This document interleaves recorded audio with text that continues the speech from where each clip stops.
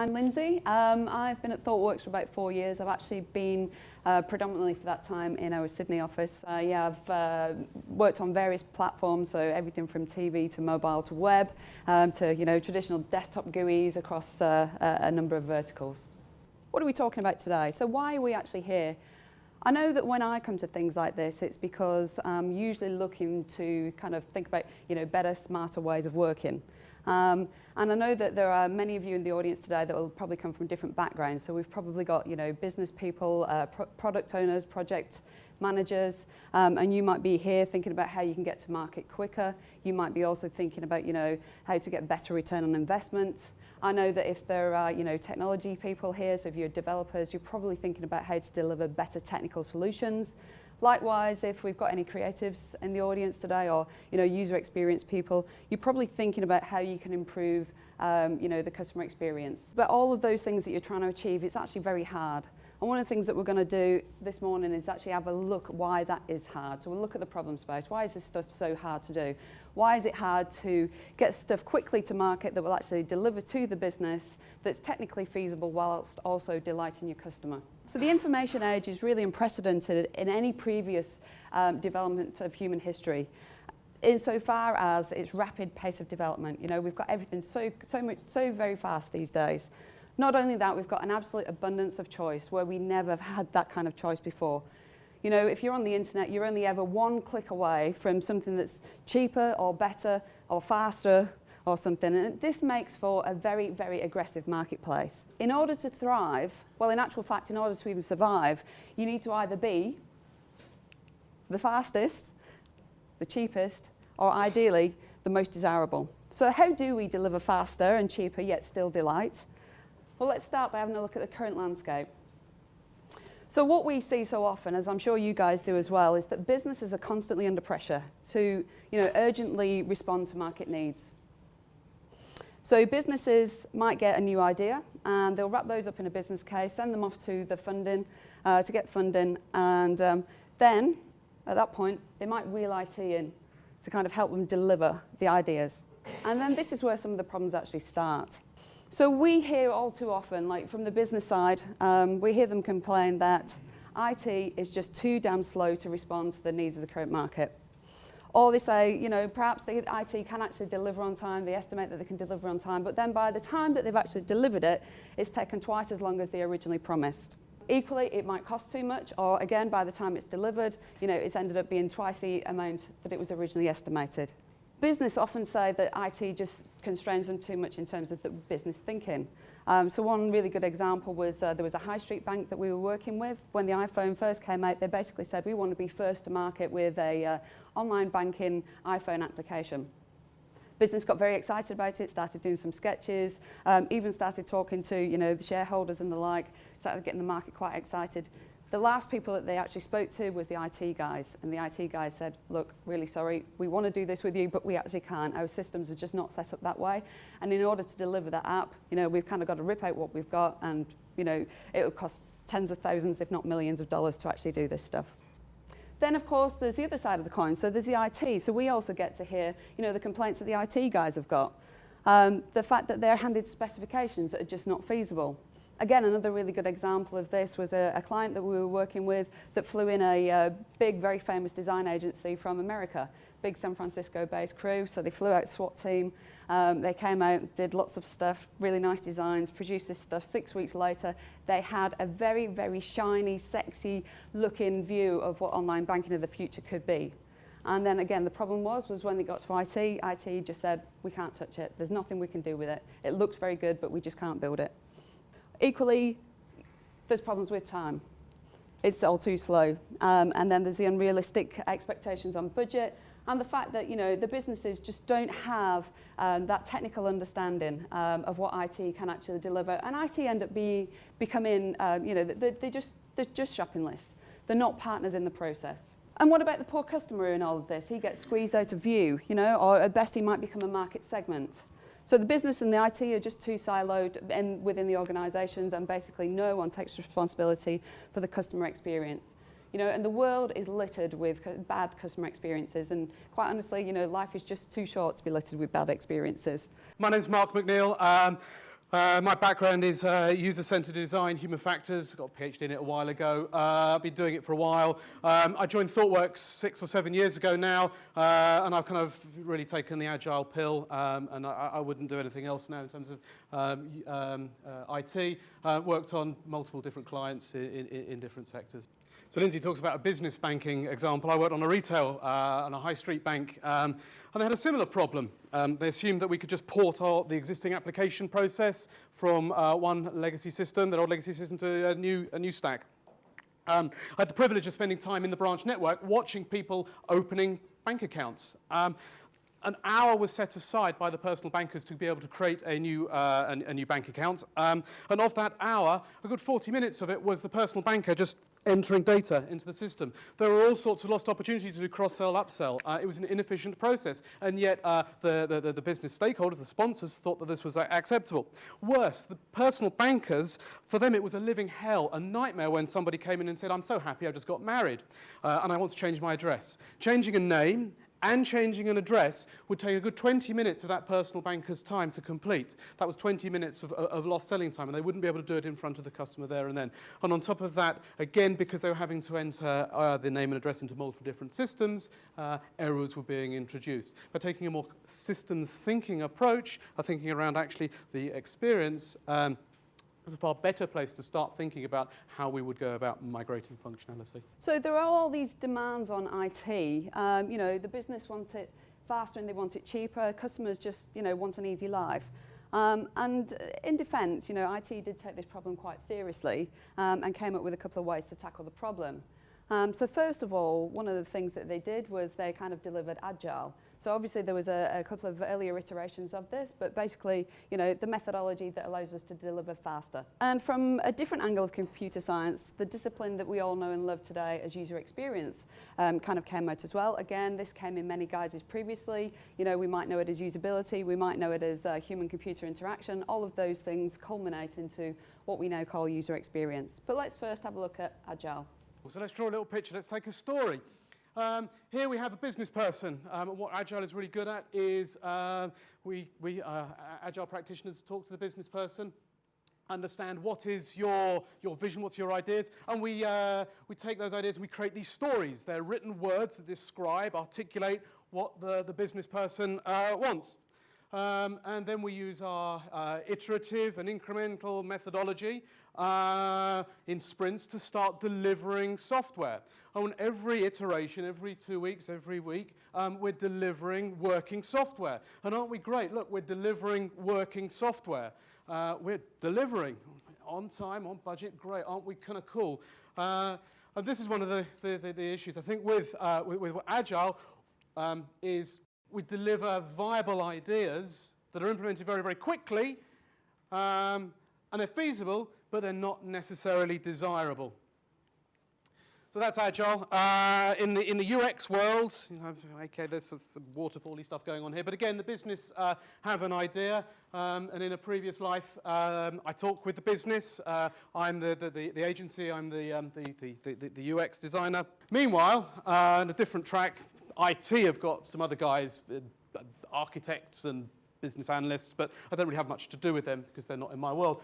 But most importantly, at the end of this design phase, we've produced lots of great documents, and we sign off. Contractually, we're all signing off on those deliverables. Job done. And you know, in a previous world, me as a UX designer, that's kind of when I trot off.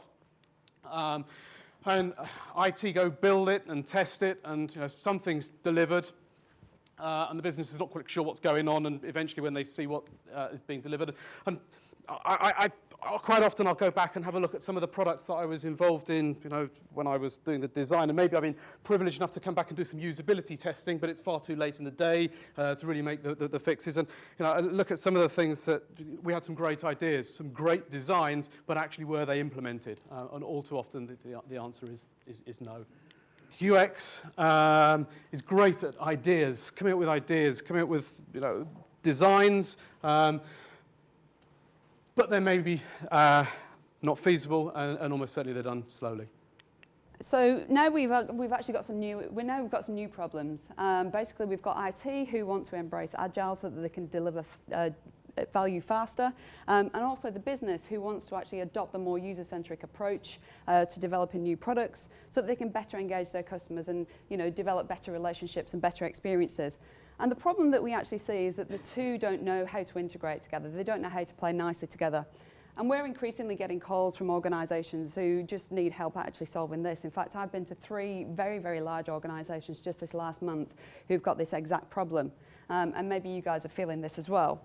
And I think what exacerbates the problem is that both sides of the organisation have actually fought long and hard to get to where they are today. And I think that's a really important thing to actually recognise.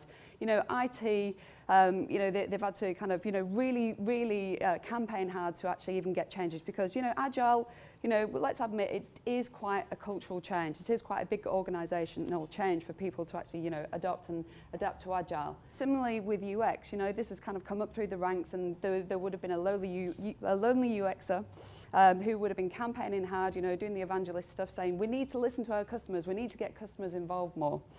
And I think the thing is with both Mark and I, with our background in UX and also working with the IT company, it really gives us that motivation to try and solve this problem. And we really do think that we've got a good solution framework. And we've got to say that it's not an easy thing to solve at all, but it's not rocket science. So at ThoughtWorks, we deliver software, and almost 100% of the projects that we are involved in have a human-computer interface. Therefore, it's absolutely essential, we believe, that customers should be at the heart of absolutely everything that we do. We're Agile software developers, which means that we're collaborative and we're iterative and hopefully faster, but we really believe that the secret sauce is actually in combining Agile with user experience, and we brought the two disciplines together to become Agile Experience Design. And in doing this, we're actually able to deliver technically feasible products that are, viable for the business, but also desirable and delightful for customers as well. Here's a kind of a framework for attacking any problem, actually. I think software developers do this when they start writing a piece of code. The first thing is, working with a business analyst, we get a story. There's a kind of a vision. This is what we want to deliver here. Then we build it, we'll deliver it, write the code, and as we're writing the code, we'll evolve, we'll refactor. And at the end of every iteration, we're showcasing. We're continually testing and learning and testing and learning. And ultimately, continuous improvement is a central part of what we do. What we're doing is taking this lens and taking out from a more organizational point of view. So before you start building a product, spend enough time, just enough time, doing an envisioning, understanding what is the vision, who are the customers, what is it that we're looking to deliver, and who is it we're looking to delight. When we've got a good picture, then it's time to deliver. So we'll create the working software and then evolve. And I think rather than talking at a random picture, let's actually take these items one by one and put some flesh on each of them. What do we mean by these things? Well, actually, let's use our friend the Mona Lisa picture to bring this to life a little bit more. I think the first thing is when we're talking around envisioning, rather than the business person having an idea and getting IT to go build it, we work more of a partnership. So we get the people that are going to be building it together and start understanding what actually it is. And actually you'll find that the IT guys have got great ideas that they can bring to the party. I remember a long time ago working, again, it was with a bank, but we had this idea of delivering the ability to find a particular payment from multiple transactions. Blah, blah, blah. And my way of thinking, the business way of thinking, that's just a simple screen of find a payment, do a search criteria, bring back results, no results found. Actually, having one of these developer guys in, he said, you know what, this is a great thing called Ajax, and we can do this real-time find as you type. And that made the business guy excited, and we kind of came up with a completely new paradigm for doing this search behavior. What I've got here is a picture of going out into the wild, if you like, and let's see how people interact with this idea that the business person has got. We're recently working with an organisation building a mobile phone price comparison site. Being done offshore, but our Indian guys, the business analysts, came over and we spent time in Westfield Shopping Centre watching people buying mobile phones, understanding how do people buy mobile phones in the offline world, and how might that influence what we're going to be building on the online world.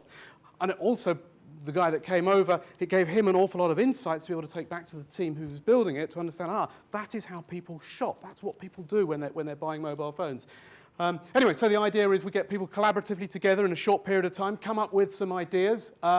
Sketches, we sketch the ideas, sketch screens, because more often than not, if it's a user interface being built, let's draw what the user interface looks like. Let's draw what the interaction that we're looking for looks like. And only then, once we have an idea of what that interaction is, then we can start creating the stories. And we can do usability testing, guerrilla usability testing. We can go out, we can take some of these sketches to potential customers. We can go down to Starbucks if it's a simple B2C proposition and say, look, here's an idea, does this work?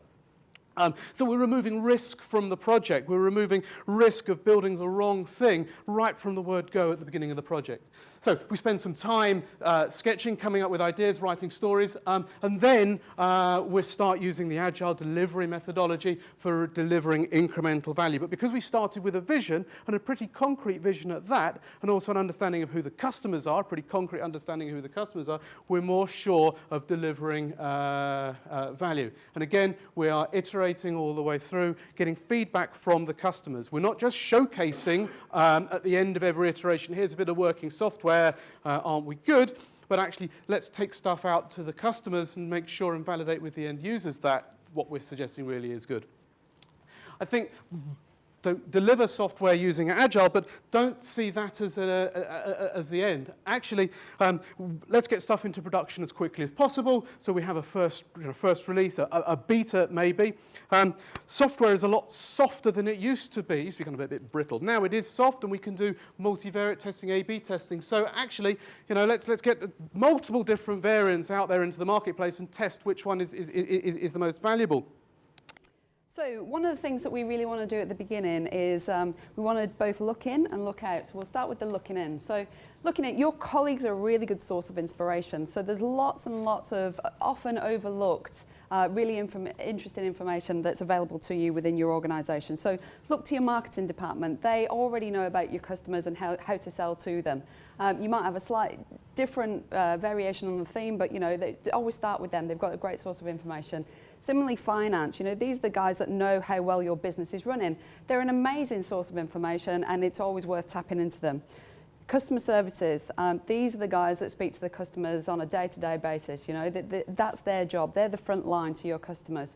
Go and sit with them. I mean, I've spent countless hours actually doing what we call double jacking, which is where you take the headset and you double jack in, and you actually sit there in the service centre, the call centre, and you actually listen to the customers. And it's an absolute revelation, some of the things that you will hear.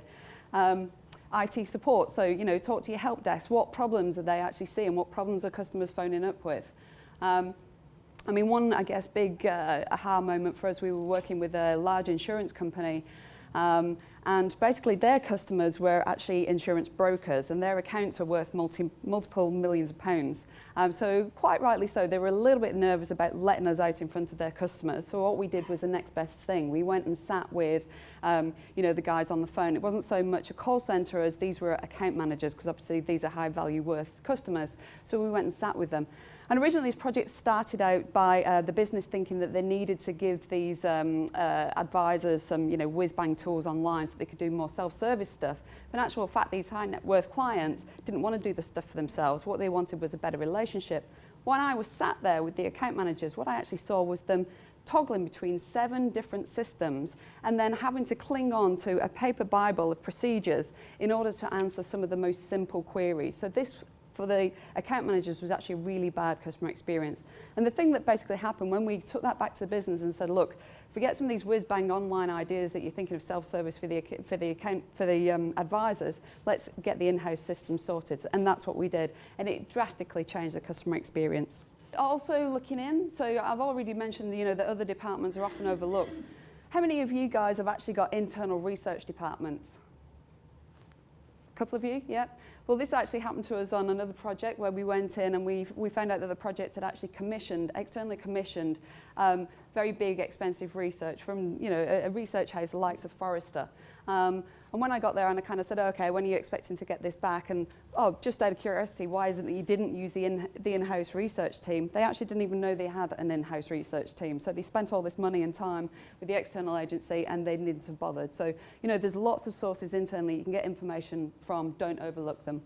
Equally, look outside. So Mark has mentioned, and what I've mentioned previously, customers, put them at the heart of everything you do. They are some of the most important resources that you've got on a project, and watching them can be an absolute revelation. There's an awful lot of examples, but I suppose there's two real ways that you can attack this. One is kind of the ethnographic research, where you actually go out and follow your customers around. Obviously, be very careful that you don't get arrested for stalking, but equally on the flip side, you can become the customer. So, getting involved in doing things like mystery shopping, see what it's actually like to stand in your customer's shoes. And certainly from the kind of ethnographic point of view, I know there's a really good project that I was working on a couple of years ago. We were working with a large UK media company. We were delivering a new product, and the business team really believed that the product was being aimed at tech-savvy 30-something-year-old males. Basically, it was the whole demographic of the engineering department, so you understand why they were kind of building it in that way. We went out and we actually watched customers in their own home actually watch TV. And what we actually found out was it wasn't tech-savvy 30-something-year-old males that were key customers at all. In fact, it was the mums and dads. The mums and dads who actually don't have time to watch TV, and when they do sit down to watch TV, there's never anything on they want to watch. So it just made a massive difference to everything in the project, from the way we delivered, or the way we designed the hardware, through the way we designed the software, even through the way that we built the customer support and the marketing information. So I worked with supermarkets a while ago on self-service checkout. When they were first launched on a particular test store, we were all panicked about why customer footfall was not meeting what we were expecting it to be. And the assumption was the user interface was just far too complicated to use. There were problems with the UI. Why are people not going through the self-service checkout?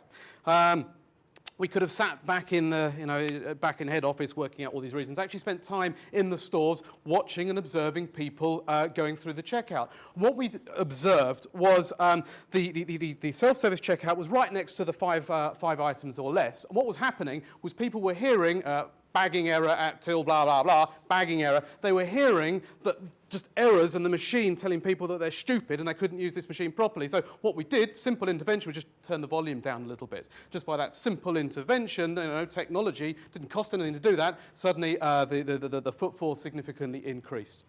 And then also, the other thing not to overlook, of course, is your competitors. The insurance company that I mentioned before, their strategic goal was actually to get from 8th on the ranking tables right to the top. And the only way that they're possibly going to be able to do that is to know their competitors inside out, know what they're good at, know what they're bad at. So, learn from other people's triumphs and learn from other people's mistakes. Don't reinvent the wheel. If people have done this, learn from it. I think user interfaces have been around for a while now, particularly on the web. There are patterns, there are ways of building a shopping cart that work pretty well. So borrow those. Don't try and be innovative on the hygiene elements of a user interface. Again, we talk a lot about innovation in organizations. Actually, the best innovation an awful lot of organizations can have is the ability to execute, to be able to deliver the simple things fast. Are you able to compete with your competitors? If your competitors do something, how quickly can you react to that? We work with a price comparison website, did some pretty major changes to their website. Within a few weeks, the competitors had copied pretty much what we did. We've been talking about research. Research is nothing new. Been doing it for years. Actually, I think what is new, what is different, is let's not hide the research in these big documents and presenting this great big PowerPoint presentation about how great we are and how many customers we viewed and all that kind of good stuff. Actually, let's go out. Let's get some insights, let's bring them back, let's have a war room. And the wall should be our new desk. Let's get the stuff that we're finding, the stuff that we're learning, and just stick it up on the wall. Once it's on the wall, various good things happen. The first is we're able to very clearly see affinities. We're able to see patterns. We're able to synthesize our results far quicker than we can just sort of mentally in our head or on paper. The second thing is once you have a wall like this, it creates excitement. People kind of walk past and, well, what's going on there? I want a bit of that. That looks kind of really interesting. I appreciate that in the banks there are challenges with clear desk policies and all that kind of stuff, but actually, you cannot underestimate the value of having stuff on the wall. Again, something else you can't really put a price on is the value of producing personas. When I started doing IT stuff, UML, actors, these stick men, and working in marketing departments, we talk about segments. But actually, neither of those really talk to the fact that we are designing user interfaces for people, for people like Darren. The benefits of this, for example, when you're building a user interface and you're having a discussion about how it should work or whether a piece of functionality is relevant, is useful, bringing out Darren and saying, would Darren use this? Is this interesting for Darren? It helps you also prioritize your features and functionality. Again, talking about that price comparison website that I was talking with, we started the process with lots of ideas. A Darren who is a 17-year-old driver. 17-year-old driver doesn't know how much insurance is going to cost him because he doesn't know what car he's going to get. But he doesn't know what car he can buy until he knows how much the insurance is going to get. He doesn't want to fill out a long insurance quotation form.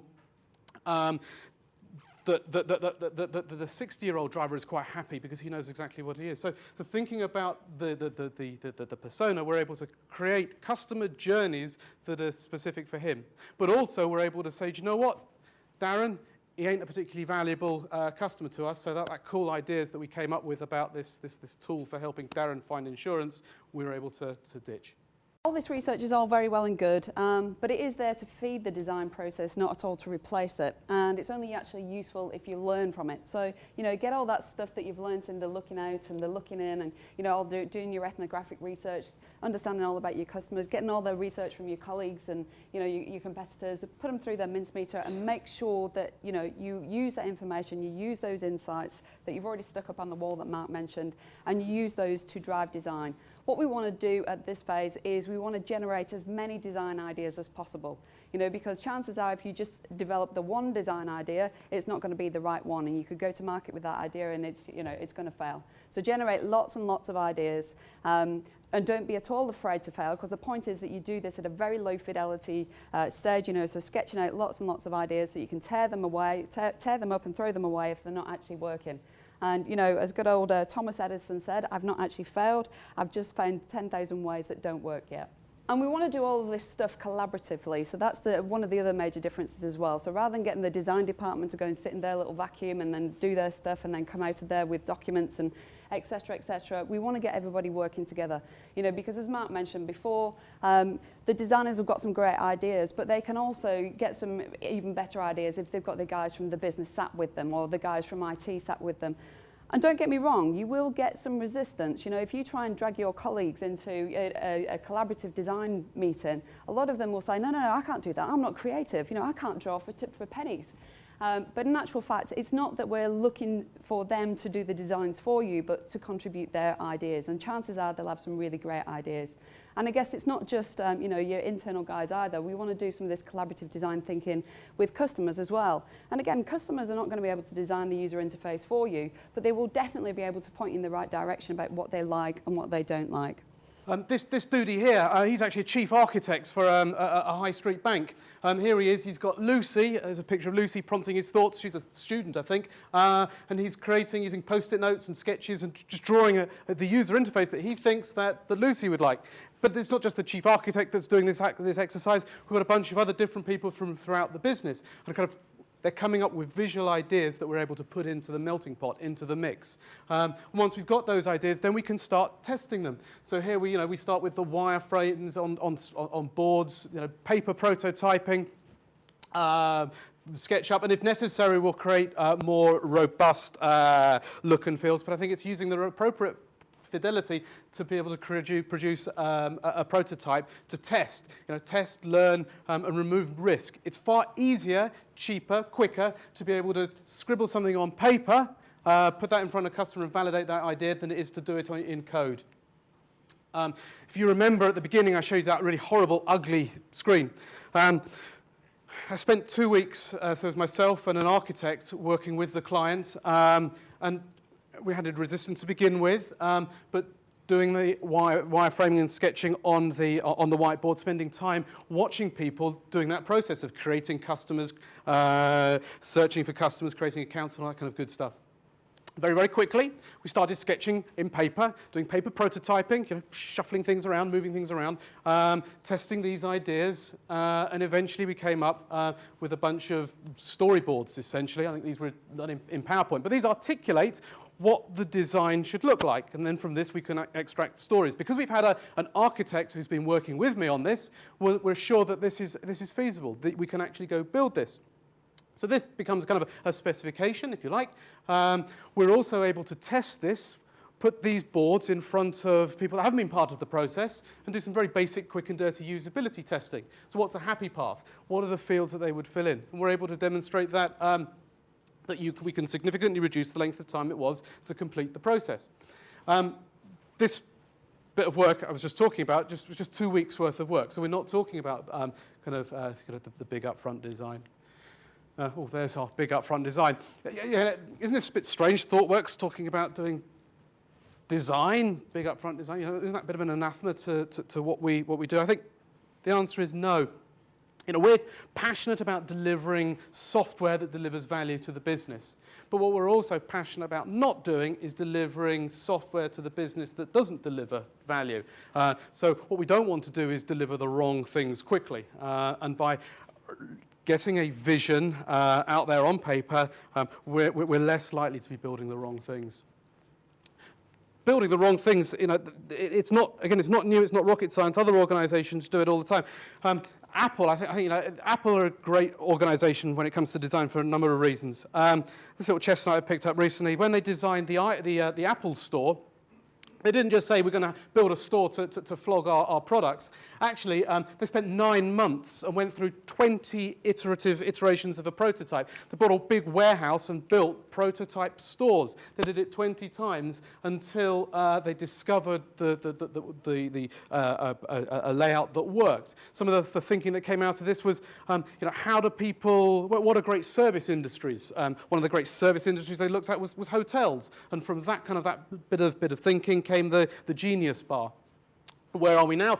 Apple Store is the most profitable shop in London. And just on that point, actually, one of the other things that we did was working with a large retail bank who decided to replace their front teller system. So basically, they were going from a green screen GUI to what they wanted to be more like a web application, and they were changing everything from software through to hardware, even ergonomics.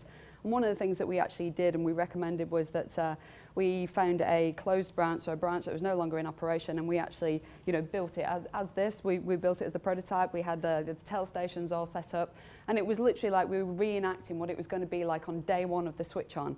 So we employed actors to come in and be the customers, and we had all the tellers who were actually sat there, so they would really feel. And we learned so much from doing all of that influenced, every aspect of the design. So absolutely, essential. Again, interesting quote from the chairman and CEO of Sony. Design is the only thing that differentiates one product from another in the marketplace. I think quite often working in an agile way of working, where we're building from a product backlog and we're just thinking about features and functionality and delivering those, we kind of can lose sight of the overall design. Design is very, very important, and again, design can be a key differentiator, particularly if you're in the B2C space.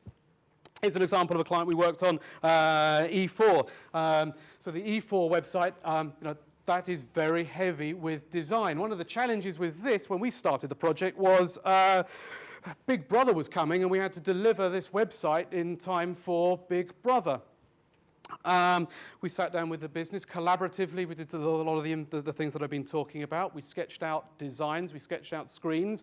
We came up with loads of crazy ideas, always based in the personas that we'd created. And after a couple of weeks, we'd created, this is kind of the scope. This is what we're thinking about. And our developers then estimated all of those, what we're thinking about. And it was this big. Far too big to meet the Big Brother launch date.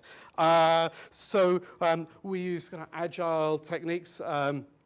We asked the guys to buy their features. I'll show you some of this a little bit later on. But we were able to come down from a scope that was this big to something that was actually manageable. And then we started delivering in an agile way. But meanwhile, we hadn't actually decided on the brand look and feel. There was an awful lot of design work that was still, there was uncertainty about. But we didn't wait for the design to be signed off. We started building the working software and fed the design in as we went along. And we'll talk about that approach a little bit later on. But that's kind of, we've talked about envisioning. So the idea is get a good idea, and once we're happy with doing just enough design, now we can start delivering working software. I think we've talked about this as we've been going along, but I think this is an important point here around a collaboration culture, and as much as possible co-located. That's not to say that you can't do this sort of stuff offshore. We do. But a culture of collaboration is essential for success. We want to move away from a creative team going off and doing their creative stuff, and you ain't seeing what I've created until I'm happy with it. We want to move away from the technology guys. I'm sure IT people, more often than not, you're in the dungeon down there. You don't see daylight. It's incredible how clients we go to. Anyway, let's bring everybody together. And I won't underestimate the challenge that can be, getting your IT people, creative people, UX people to sit in the same space. That can be a big challenge. But once you get that happening, once you get these people working together, beautiful things happen. This is a picture that we kind of show all the time at ThoughtWorks, but what we have here is we all go into these meeting rooms, we all have these workshops, and we all spout, and words are slippery things, and we all kind of come out again with the same idea that we went in with. Actually, let me do a little quick exercise. You guys have all got a piece of paper in front of you. Can you just rip a piece of paper out, please? This will be really quick. Okay, so we've all got a piece of paper in our hands. What I'd like you to do now, please, is rip the piece of paper in half. Let's rip it in half. Okay, so you've all ripped your piece of paper up in half. Can you please hold your pieces of paper up, one in each hand? Cool, I thought so. I give you exactly the same instructions, but none of you have delivered what I really wanted. I wanted maybe one or two people. I don't think this is one of the problems with words. Words are slippery things. They're easily open interpretation. Once you sketch things out on paper, once you get them out on the board and everybody can see, you kind of get this aha moment. That's what you were talking about. And then we can start a process of synthesis. We can bring together a collection of those ideas, and actually that brings something that's far better than any one single person's idea. So again, let's work together. Let's bring these practices together. Let's bring these roles, these people to collaborate, because at the end of the day, we're all looking to do the same thing. We're all looking to deliver working software that delights our customers. What follows here is a horrible slide. And actually, there's lots of stuff going on there, but the reason why there's lots of stuff going on is there are lots of things that happen on a project. We have, from a UX point of view, we're creating personas. I have a content strategist, bit of content, navigation, interaction styles, and all that sort of stuff under the information architecture. Creative for doing all that kind of creative stuff. Technical guys are doing whatever they do. But let's strip out all of that stuff. Actually, what's the kind of critical path? What are the things that we really need in order to deliver a really compelling proposition? Well, stories. This is what the developers like to use to build. Wireframes, because they help articulate the design. The creative guys are working on a look and feel. And spikes. So these are quick deep dives to test problems, and that might be a technical spike, but actually we should be doing user interface spikes. So if we're unsure about whether a particular idea is going to work, let's spike it and let's test it. Going back to the price comparison website I was talking about, one of the things that sounded pretty cool was as you start completing a car insurance quotation form, wouldn't it be great if you saw that we're trawling the whole market, and as you enter more information, so for example you tell us that you're a woman, we're able to refine a number of results and the prices as you go on. Sounds like a pretty cool idea. To build that would have been not an insignificant piece of work. We sketched it out in wireframes. We put that concept in front of customers and it bombed. Customers just didn't like the idea of all this stuff going on down the side here. So we're able to very quickly and cheaply eradicate all of that functionality. I think moving through here, what we have at the end here is templates, HTML and CSS. I've worked with design agencies, and a design agency presents you with a foam-backed A2 board of the user interface. Oh, isn't it beautiful? And they do that for every single screen because that's what they're being paid to do. They're paid to deliver these boards. But it's inefficiency in working. Let's get to code. Let's get to HTML and CSS as quickly as possible. And actually, you can use that as the basis of both your prototype, but also use that for the developers for working production ready code. In terms of actually working together, what does the process look like? I think there is a certain element of it depends. There's no secret, special way of getting people to work together. But here's kind of a model of one way of doing it. So we start with envisioning. This is about doing just enough research to be able to ensure that we're going to build the right thing. And then we go off into inception, so starting the project. So this is just coming up with loads of ideas. Here we've decided, okay, this is an idea we think is going to fly, so we'll incept the project. It's getting all of the stakeholders together to be able to come up with the estimates and a kind of a backlog. And now we're into development. What we have here is the developers are typically, well, in the early iterations, will be working on the sort of the heavy lifting code, and the BA, business analyst, and the user experience person working very, very closely together. They pair, and they're building the stories and the wireframes to inform to send to development. So they're almost working one step ahead. Meanwhile, we've kind of got this separate track going through here where the creative are working, building up creative ideas. We're doing UX spikes, potentially doing UI development and user testing. And so, again, the BAs, UX guys are working one in front, but at the same time, they're supporting the in-flight iteration. A trap we often fall into is we need to get everything. We need it all. And actually, when you look at what percentage of features are actually used, 45%, some research done by the Standish Group, and 45% of features are never used. And actually, only 7% of features are used. If you were building a word processor, a brand new word processor software, there are the product owners who we want to have feature parity for Microsoft Word. That's cool, but actually, if you look at what most people use with Microsoft Word, it's create a new document, copy, paste, save. Even better example is the iPhone. How many product owners, when faced with the main smartphone at the time, the Nokia N95, would have been comfortable and confident going out to market with a phone that didn't have all of these features? In the rush for feature parity, we're going to get hung up on a tick box mentality. We need to have all of this stuff. Actually, the brave product owner will think about what are the goals, what are the intents, what is it that what does this product need to do?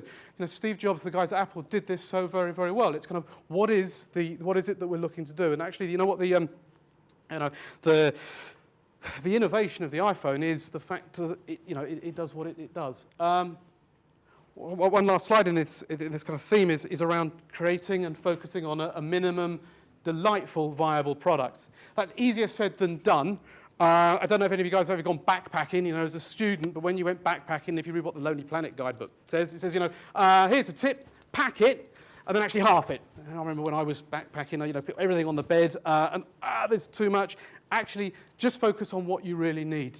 And we should be doing that when we're starting our journey in building software, focusing on what do you really need? What are the customer goals? Not your business goals. What are the customer goals? And let's start by building that. And here's a picture practically of how we did this. This is some work I did with StarHub, which is a telco in Singapore. Again, we spent a period of time just coming up with ideas, and rather than working off a backlog, a bunch of just these stories, what we have here is we've collected the stories into themes, and we have sketches of the user interface that articulates to the business. This is what we're thinking. This is not what you're going to get necessarily, but this is what we're thinking, and we can prioritize based on this level. Quite often, it's very easy to focus again on delivering all of these features, and features don't make a coherent, compelling proposition. Thinking about your customers, your users, and thinking about goals. That is what will deliver a compelling, coherent customer proposition. Oh, right. So that's kind of all this delivery stuff, almost done. Thinking about evolution. I think we are used to a mentality where we'll deliver into production, job done, project finished, and we'll go on to the next project. Actually, it shouldn't be like that. Actually, here's a slide. Firstly, thinking about testing your design, testing and evaluating what you're building, doing this usability testing. This should be throughout the whole process, right from the early stages of testing, doing guerrilla usability testing, all the way through to when you have meaningful functionality to showcase and put that in front of customers. Certainly in the early stages, you don't need to employ an expensive usability company to do that kind of work. Do it yourselves. Take your ideas and put them in front of your colleagues. Put them in front of, as I said at the beginning, go down to Starbucks and test some of these ideas. Then, when the product is taking shape, it's that when you might bring in the design, the usability company to start testing. But again, test, test, test. And this is another benefit of bringing user experience and Agile together, because when they're working together, you get the developers attending those usability tests, actually get the developers doing some of those usability tests, and they can feed back the results straight back into the process, so that we can get into a process where we have this kind of virtual circle of continuously designing. So we're not ever, our proposition is never ever finished. We're continually testing, coming up with new designs, and then the process of continuous delivery, delivering into production. And I think this is another thing that the UX world needs to start understanding more of, is the fact that we don't live in a world where we have to have these scheduled release dates. We can be in a world now where you can be putting stuff into production on a very regular basis. You can have a regular heartbeat of putting things into production. And you can be testing, again, using that multivariate testing, A/B testing. Test, learn. Let's have a virtuous cycle where we design something, we build it, we implement it, it gets delivered into production, we learn, and then we keep on going along this cycle.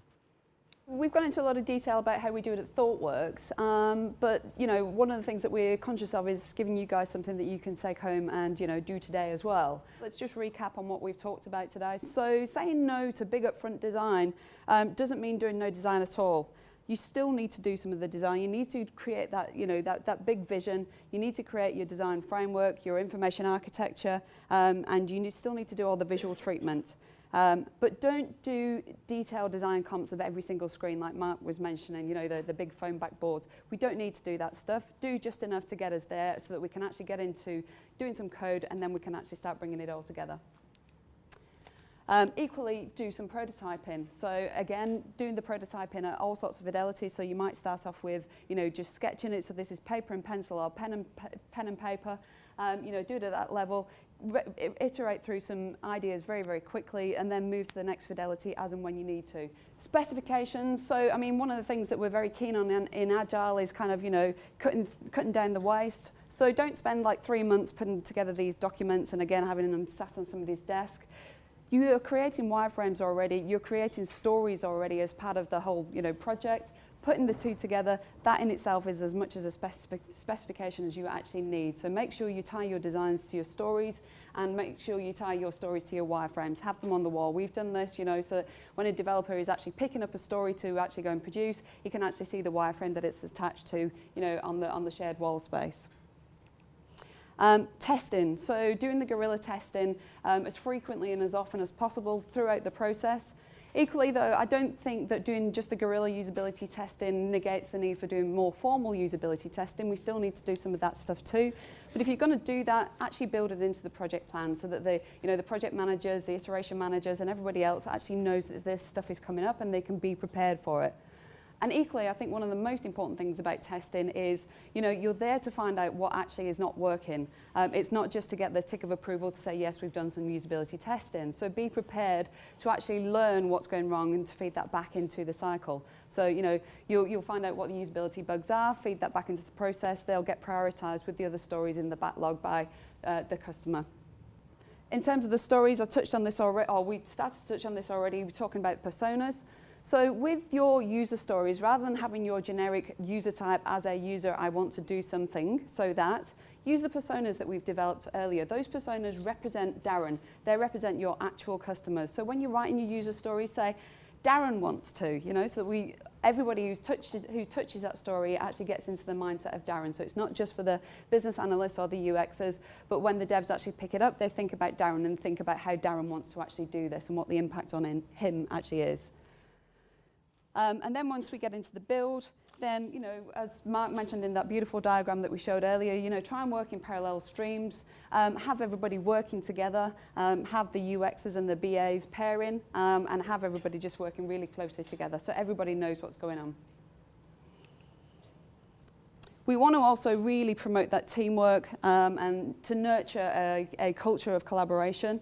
We started to talk about the co-location and how important that is. It absolutely is. It doesn't actually mean that you need to kind of, have these as permanent moves. They can be temporary moves for the project or even phases of the project. I certainly know that when I was working with the media company, when we started off the project, I sat with, the commercial and the business guys on the 12th floor when we started out. As the design started to progress, I actually moved from the top floor down into the basement with the techies, and I stayed there for the rest of the development phase. Much more efficient, and we get a much better results. The interesting thing is also kind of around about governance. So Agile really does embrace change, and we need to kind of adapt the sign-off culture that we probably are all used to and we all know. We need to move away from that. We need to rethink the deliverables. It's not just about the shiny comps and getting the documents and signing them off anymore. It's about actually getting the work up on the wall and being able to share it as often as possible. So not waiting the 3 months, just getting it up there.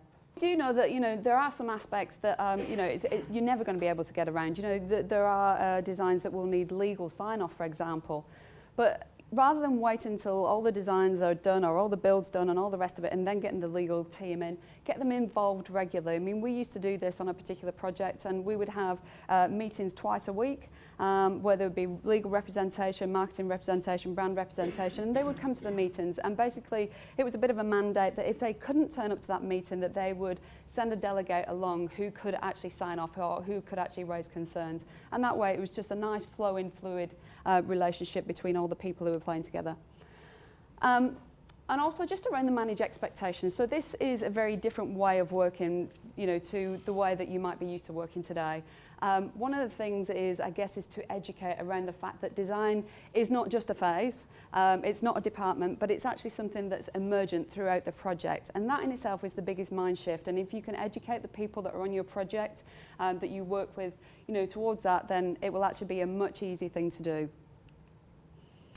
So a bunch of key takeaways almost at the end here. The first thing I think is projects don't start at development.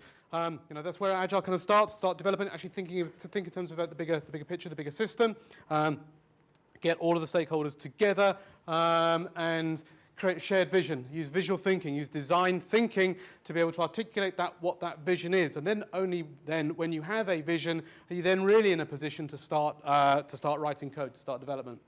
Do just enough.